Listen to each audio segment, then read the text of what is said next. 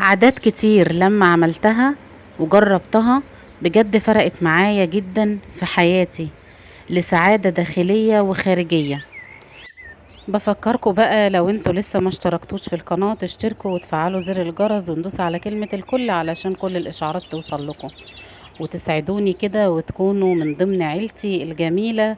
ربنا يسعد قلوبكم، علشان عندنا كمان تحفيز للذات حلو جدا هيفيدكم ان شاء الله المرحلة اللي جاية. ما تنسوش اللايك للفيديو علشان ينتشر والكل يستفيد ويوصل لأكبر عدد من الناس. هتكوني أسعد شخص على وجه الأرض، وهتحسسك بالرضا بكل شيء، حتى بقضاء الله تعالى، حتى لو القضاء ده انت مش راضي بيه او مش راضية بيه. هتحس ان انت من جواكي راضية، وان ربنا بجد بجد خلاكي في حتة تانية خالص، خلاكي تكوني موقنة وواثقة ان ربنا عايز يسمع صوتك، عايزك تناديه وتناجيه. نناجي ربنا بكل اللي احنا عايزينه، مش شرط الحياة تمشي على كيفنا. من اول العادات الحلوة الجميلة ان انا بحب اتنفس الصبح كده واشوف السماء واشوف النهار، واتأمل كده في خلق الرحمن، اتأمل في خلق ربنا كده. لو عندك شباك او بلكونة اقفي كده ساعة الصبحية على الساعة 5 6 الفجر، وممكن 7، المهم قبل ما الشمس تملى الدنيا، وتأملوا كده في خلق الرحمن، تأملوا في السماء وإبداعها، وسبحانه من سخرها ومن أصنعها. زي ما انتوا شايفين كده، دي من العادة اللي بجد بتخليني من جوايا مبسوطة جدا، طبعا مع صلاة الصبح أو صلاة الفجر. وبنكون طبعا بنبدأ يومنا كده بيوم حلو وجميل. ودي أول عادة. تاني عادة بقى إن من الحاجات اللي بتخليني بجد عندي طاقة كده وعندي باور حلو، هي شرب فنجان قهوة الصبح، أو أي نوع من أنواع المشروبات المنبهة اللي بتخليك تحس بسعادة. حتى لو عصير، حتى لو حاجة انت بتحبيها، المهم يكون الحاجة اللي انت بتعمليها دي بتعمليها بحب، وكوني كمان بتقدميها لنفسك كأنك بتقدميها لضيف، لأن نفسك عليها حق. من الحاجات بقى الجميلة بعد شرب فنجان القهوة كده العادة التالتة، وهي طبعا أذكار الصباح. أذكار الصباح، وكمان نبدأ كده بالكلمات الحلوة وكلمات أذكار الصباح اللي هي هتخليكي بجد يعني عندك كده طاقة وتحصين للنفس. وطبعا هي أكتر برضو تحصين للنفس وللذات والجسم ولكل حاجة ممكن تأتي مش كويسة أو مش حلوة، وتكون انتي مش حباها. فبالأذكار الصباح والمساء كده انتي بتحسسي نفسك ان في حاجة سنداكي، بتحسي كده ان في ظهر كده واقف جنبك وسندك. بتحصني نفسك بأقوال ربنا وأقوال الرسول عليه أفضل الصلاة والسلام، وكمان الصلاة على الرسول، وكمان الأدعية الجميلة اللي بتخلينا من جوانا بجد يعني راضيين بكل حاجة بتجيلنا من عند الله عز وجل. أذكار الصباح والمساء من الحاجات اللي لازم تكون في حياتنا يوميا، ما ينفعش يوم نفوتها أبدا. ومن كتر ما انت هتقوليها وكمان هتردديها على طول، هتلاقي نفسك حافظاها ومش محتاجة تمسكي أي حاجة تقرأي منها. دي العادة الرابعة، ومن العادات الحلوة جدا اللي كمان بتخلينا واثقين ومتأكدين ان مفيش حاجة شر ابدا هتحصل لنا، كل حاجة هتحصل لنا من عند الله هتكون خير لينا. فيعني بذكركم واذكر نفسي طبعا بأذكار الصباح والمساء، لان بجد لازم النفس في الايام اللي احنا فيها دي تتحصن بطريقة جيدة جدا مع كل الفتن وكل العواقب اللي موجودة في حياتنا الايام دي.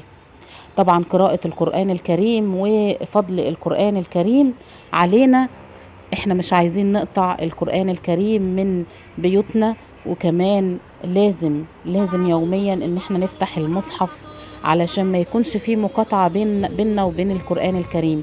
ودي العادة الخامسة اللي بجد حلوة جدا، وهتحسي على طول ان انت لما تعملي ورد لنفسك هتكوني بجد يعني ماشية في طريق كده مستقيم وماشية في حاجة كويسة، هتخليكي بجد على طول محصنة، على طول حاسة ان انت راضية ربنا، على طول حاسة ان ربنا معاكي وواقف جنبك في كل خطواتك وفي كل حاجة انت بتعمليها من الحاجات الجميلة والعادات اللي ريحتني انا نفسيا، القرب من رب العالمين. العادة اللي بعد كده وهي ان احنا بنشغل سورة البقرة او بنشغل القرآن الكريم في البيت، وطبعا مستحب انه يكون بالنهار، يعني قبل ما تبدأي كده حياتك اليومية او روتينك اليومي، ابدأي كده بالقرآن الكريم. انت خلاص حصنتي نفسك وقرأتي وعملتي الحاجة الحلوة اللي بتحبي تشربيها، وكمان عملتي قلتي أذكار الصباح، فكمان نعمل كده الحاجات بتاعتنا كده بنظام. خلاص عملنا كل الحاجات الروتينية اللي المفروض نعملها، وقرأنا الورد بتاعنا بتاع الصبح، وقلنا الأذكار بتاعتنا. نيجي بعد كده بقى نكتب بقى الأولويات بتاعتنا اللي المفروض نعملها في بيتنا أو في منزلنا. نكتب الحاجات اللي هتقومي بيها وهتكوني مبسوطة بالنظام والترتيب ليومك، وابدأي يومك بالأولويات بتاعتك. اكتبي كل الحاجات الضرورية اللي هتبدأي بيها، سواء تنظيف او ترتيب او طبخ، او ان انتي ايه المستحب ليكي او الافضل ليكي ان انتي تعمليه في الاول. ايه الحاجة الضرورية اللي انتي محتاجاها الاول؟ هل محتاجة ان انتي تعملي اكل الاول، ولا تروقي شقتك الاول او بيتك او ترتبي الاول، او محتاجة ان انت تنظفي مطبخ او حمام الاول، او محتاجة ان انت تفرشي سراير، او محتاجة ان انت تنظفي الارضيات والحوائط. اكتبي اولوياتك وابدأي باول حاجة انت محتاجاها ومحتاجة فعلا انها تتعمل. يعني لو محتاجة اكل وما عندكيش اكل ولازم تعملي اكل ضروري، يبقى ابدأي بالاكل الاول وبعد كده التنظيف. الاكل الاول علشان تكوني مستمتعة كده في اول اليوم، وتكون ما عليكيش عبء تماما. لو محتاجة تنظفي يبقى لازم تنظفي الاول. طيب تعالوا بقى نقول هنعمل ايه من العادات الحلوة اللي من خلال الفيديو بقولها لكم، وكمان بتستفيدي جدا جدا وانتي بتنظفي. تعالي كده وابدأي معايا بالاستغفار الكتير قوي. الاستغفار بيذهب الهم والغم وبيزيل الكرب. التسبيح طبعا بعد كل صلاة من العادات اللي هتنفعك في الدارين، الدنيا والآخرة. وخصوصا كمان بقى التسبيح اللي هو وانتي شغالة في البيت، بيملى البيت بركة وحب، وكمان كده بتحسي ان انتي عندك طاقة ايجابية وبتكوني سعيدة جدا. عايزة اقولك وكمان بعد التسبيح والاستغفار، عايزة اقولك من الاولويات الجميلة اللي ممكن تعمليها وانتي بترتبي وبتنظفي وبتطبخي وبتعملي كل الحاجات المهمة في بيتك، من ترتيب ونظافة وطبخ وإدارة البيت كله من أوله لآخره، هو الصلاة على الرسول عليه أفضل الصلاة والسلام. ومن المستحب لي أنا شخصيا هي الصلاة الإبراهيمية، اللي بنقولها في التشهد الثاني من الصلاة، اللي هي اللهم صل على سيدنا محمد وعلى آل سيدنا محمد كما صليت على سيدنا إبراهيم وعلى آل سيدنا إبراهيم، وبارك على سيدنا محمد وعلى آل سيدنا محمد كما باركت على سيدنا إبراهيم وعلى آل سيدنا إبراهيم في العالمين إنك حميد مجيد. من الصلاة الحلوة جدا الصلاة على الرسول، بتفتح الأبواب المغلقة، بتخليك تحسي براحة نفسية وراحة أبدية، وكمان بتنفعنا في الآخرة. ترتيب الملابس والدواليب وكمان غرف النوم من الحاجات المهمة جدا اللي بتخلي مفيش كركبة في البيت، وكمان بتحسي ان انت كده مرتاحة نفسيا. وعايزة اقول لكم كمان ان الترتيب والنظافة بتخلي البيت بجد بيكون مبهج، وبتحسي كده ان انت ما عندكيش حاجة تقيلة على قلبك. من العادات الحلوة والجميلة النظام والترتيب، وزي ما قلتلك في الأول تكتبي أولوياتك، هترتاحي جدا. على طول خلي عندك كده أجندة أو كشكول أو نوت كده بتكتبي فيه كل الأولويات بتاعتك. لو وراكي مشوار كده الصبح او وراكي كده حاجة يعني بتعمليها في مصلحة حكومية او مدارس ولادك، او وراكي حاجة لازم ان انت تفعليها، اكتبي ودوني كل شيء. بجد هتحسي ان انت يوم بعد يوم النظام والترتيب عندك بيزيد، واولوياتك الجميلة انت بتحسي باستمتاع كده وانت بتعمليها. مش بيكون الحاجة تقيلة عليكي. مش شرط تنضفي البيت كله في يوم واحد او ترتبي البيت كله في يوم واحد. لو كل يوم بتعملي غرفة او بترتبي غرفة او بترتبي ضرفة من الدولاب او درج واحد بس من الادراج اللي عندك، او بتنضفي مثلا حاجة واحدة بس في المطبخ، بتحسي ان انت بجد مبسوطة جدا، وبتحسي على طول ان انت بيتك منظم ونظيف. مش هتحسي ابدا باي كركبة ولا اي حاجة مش كويسة في البيت. العادات الحلوة الجميلة دي بتحسسك ان انتي طايرة كده في السماء ومش شايلة هم حاجة. وطبعا اولوياتك لازم تكتبيها، سواء بقى ترتيب او تنظيف او طبخ او الحاجات المهمة اللي ممكن تعمليها. لو وراكي مشوار مهم بتقومي تعمليه، وبتكوني منظمة نفسك قبلها وكاتبة قبلها بيوم كل احتياجاتك في اليوم ده والضروري جدا اللي انت هتعمليه. بمعنى اللي هو تعملي الاول ايه، ترتبي ايه الاول، تطبخي ايه، يعني كل حاجة دونيها واكتبيها، هتحسي براحة. من العادات الحلوة اللي بعد كده اللي انا شخصيا بعملها، تخصيص وقت محدد للسوشيال ميديا.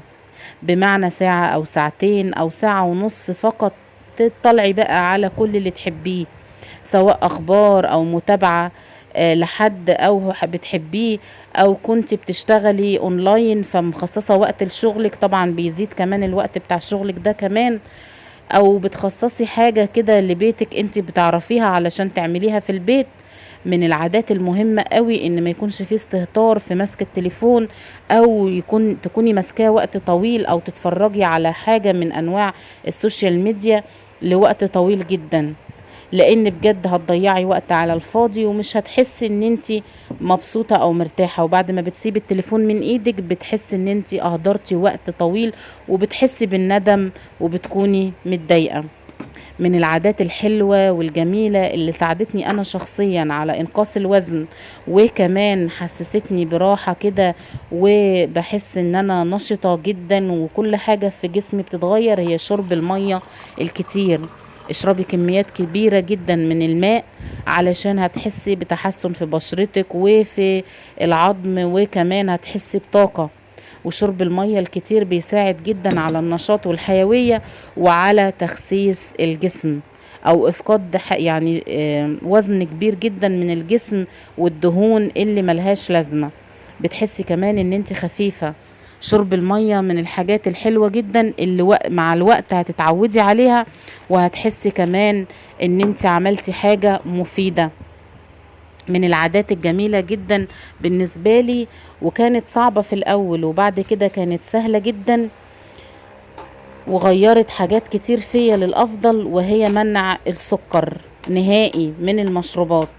منعت السكر منع تام من مشروباتي، سواء قهوة أو نسكافيه أو شاي أو أي نوع من أنواع المشروبات، حتى العصاير الفريش.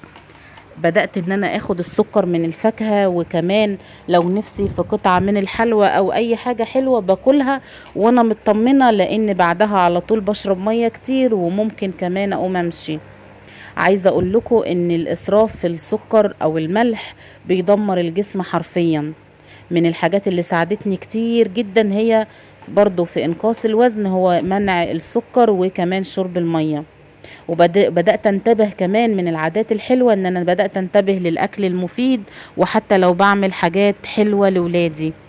وقت القيلولة من العادات الجميلة جدا اللي بتخليني مرتاحة نفسيا. لو غفلتي كده او نمتي كده وقت العصاري حوالي نص ساعة ولا ساعة. تقليل الشراء، يعني من العادات الحلوة برضو اللي ساعدتني ان انا اكون مرتاحة نفسيا، ان انا قللت شراء اي حاجة. بقيت دلوقتي بحسبها بالورقة والقلم، وكمان بشوف البيت محتاج ايه ضروري. اعملي حاجة حلوة لولادك وامتعيهم، واستمتعي كمان بالحلو اللي بتعمليه.